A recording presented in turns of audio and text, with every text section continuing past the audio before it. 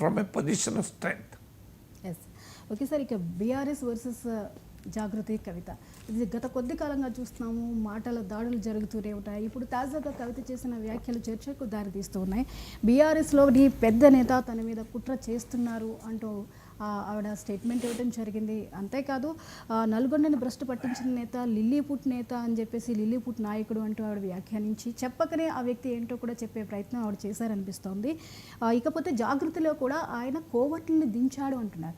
అంటే ఇప్పుడు జరుగుతున్న ఈ మాటల యుద్ధాన్ని బట్టి చూస్తే బీఆర్ఎస్లో కవిత పోరాటం ఎవరితో, ఎక్కడి దాకా, ఏంటి సార్, ఏం జరుగుతుంది అనుకోవాలి? అంటే మీరు బీఆర్ఎస్ వర్సెస్ జాగృతి కవిత అన్నారు, మరి అది యాదృచ్ఛికంగా అన్నారో కావాలన్నారో కానీ అలాగే ఉంది. కానీ జాగృతి కవిత కాదు, ఆమె బీఆర్ఎస్ కవిత. ఇప్పటికీ ఆమె బీఆర్ఎస్ ఎమ్మెల్సీ, మనకు కాదని అనలేం.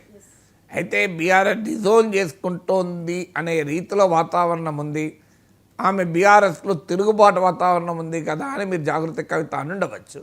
But still she officially BRS MLC. దానికన్నా ముఖ్యం కేసీఆర్ కూతురు. మరి కేసీఆర్ కూతురు పైన ఎడాపడా వ్యాఖ్యలు చేసే ధైర్యం బీఆర్ఎస్లో ఎవరు చేస్తారు? అది కూడా ఏ స్థాయి నాయకుడు, మంత్రే కావచ్చు. ఆమె క్లియర్గా ఇవాళ పత్రికల్లో కూడా వచ్చింది ఆమె ఆరోపణ జగదీష్ రెడ్డి పైన. ఎందుకంటే నల్గొండ నుంచి గెలిచిన లిల్లీపుట్ నేత అని అన్నది. అందరికీ తెలుసు ఆ నేత ఎవరో కాదు, జగదీష్ రెడ్డి అని. కేసీఆర్కు సన్నిహితుడే కావచ్చు, కానీ కేసీఆర్తో సమానుడైతే కాదు కదా. కేసీఆర్ కుటుంబ సభ్యుల పైన జగదీష్ రెడ్డి స్థాయిలో ఒక నాయకుడు కామెంట్ చేస్తున్నాడు ఇష్టం వచ్చినట్టుగా. అంటే మళ్ళీ ఏ స్థాయిలో కామెంటు? నేనన్నా గెలిచాను, కొంతమంది గెలవలేదు కదా అంటున్నాడు. ఎవరిని ఆమె ఉద్దేశించాను? అది క్లియర్గా కవితను ఉద్దేశించి. ఎందుకంటే కవిత పార్లమెంటులో ఎన్నికల్లో గతంలో ఓడిపోయారు, ఆమె పరోక్ష ఎన్నికల్లో ఆమె ఎమ్మెల్సీగా గెలిచారు. అంటే నాకన్నా నువ్వు ఎస్టు అని కవితను అంటున్నాడు. ఎవరిని? కేసీఆర్ బిడ్డని అంటున్నాడు. మరి కేసీఆర్ ఎందుకు కూరుకుంటున్నాడు, కేటీఆర్ ఎందుకు కూరుకుంటున్నాడు?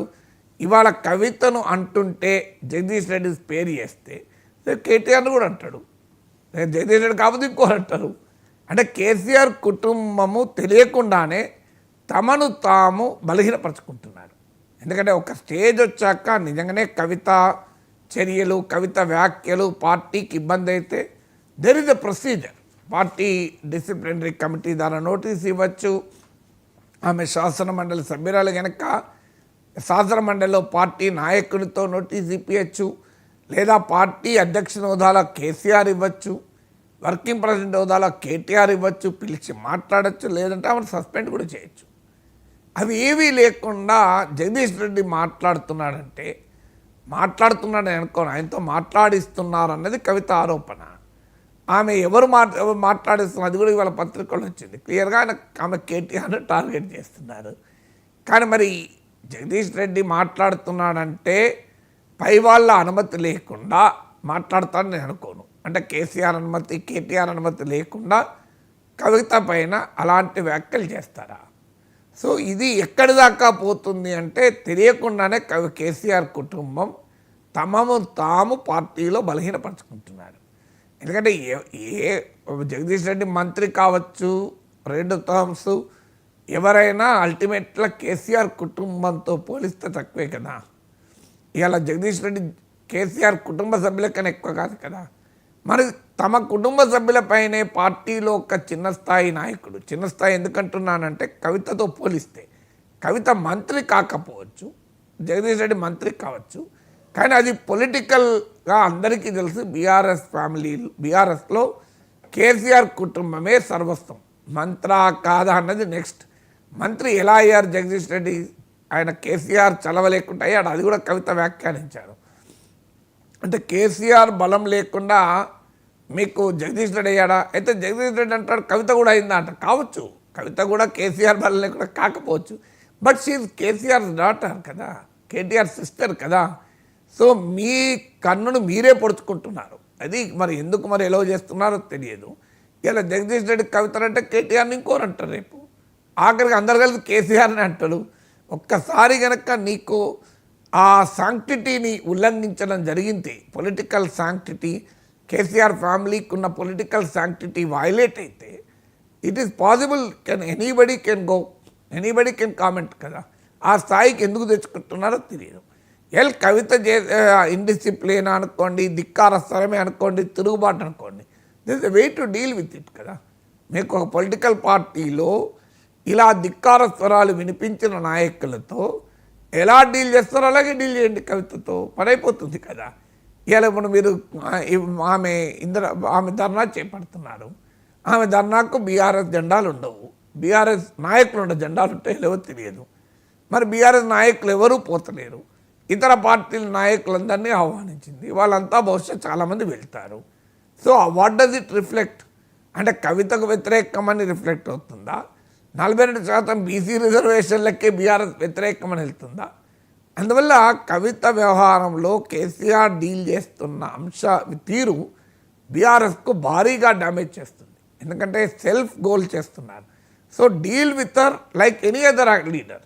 అది ఆ పని చేయకుండా మీరు ఆమెను ఎలో చేస్తున్నారు, కవితను ఎలో చేస్తున్నారు, కవిత పైన జగదీష్ రెడ్డి లాంటి వాళ్ళని కూడా ప్రయోగిస్తున్నారు. ఇది ఎక్కడికి పోతుంది? సో ఇది సెల్ఫ్ గోల్ కాదా?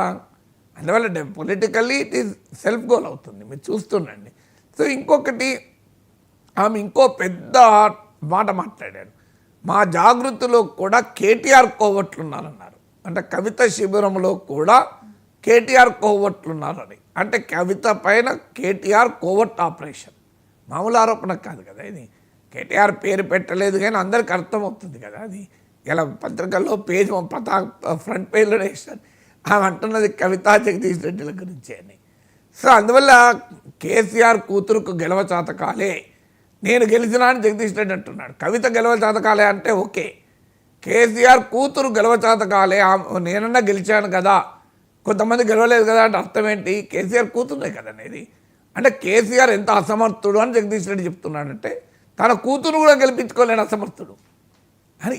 ఇది కవిత అన్నట్టు అవుతుందా? కేసీఆర్ అన్నట్టు కాదా? కేటీఆర్ ఎంత అసమర్థుడు అంటే తన చెల్లెల్ని కూడా గెలిపించుకోలేకపోయాడు. ఇది కదా జగదీష్ రెడ్డి మాటల సారాంశం.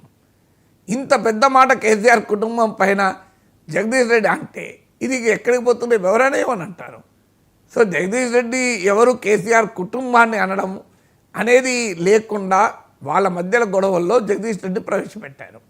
కేటీఆర్ కవితల మధ్య గొడవలో వాళ్ళే తెలుసుకోవాలి. అది దానికి ఇంకోరిని నాన్ ఫ్యామిలీ మెంబర్స్ని ఇన్వాల్వ్ చేసి కవితల పైన అటాక్ చేయిస్తే అది చాలా పెద్ద డ్యామేజ్కి దారితీస్తుంది. ఇప్పుడు ఆ వ్యాఖ్యలు ఎక్కడి దాకా మీనింగ్ పోతున్నది? కొంతమంది గెలవలేదు కదా అంటే కవిత గెలవలేదు కదా అని. కవిత గెలవలేదు కదా అంటే కవిత గెలుపులో ఆమె వైఫల్యం ఎంత ఉందో కేటీఆర్ వైఫల్యం ఉంది, కేసీఆర్ వైఫల్యం ఉంది.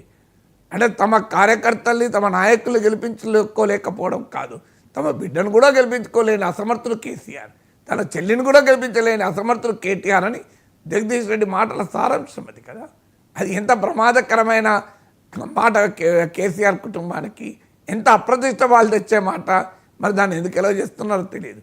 కవిత మీద కోపంతో తమ ప్రతిష్టను తామే సవాల్గా మార్చుకుంటే రాజకీయంగా నష్టపోతారు కదా.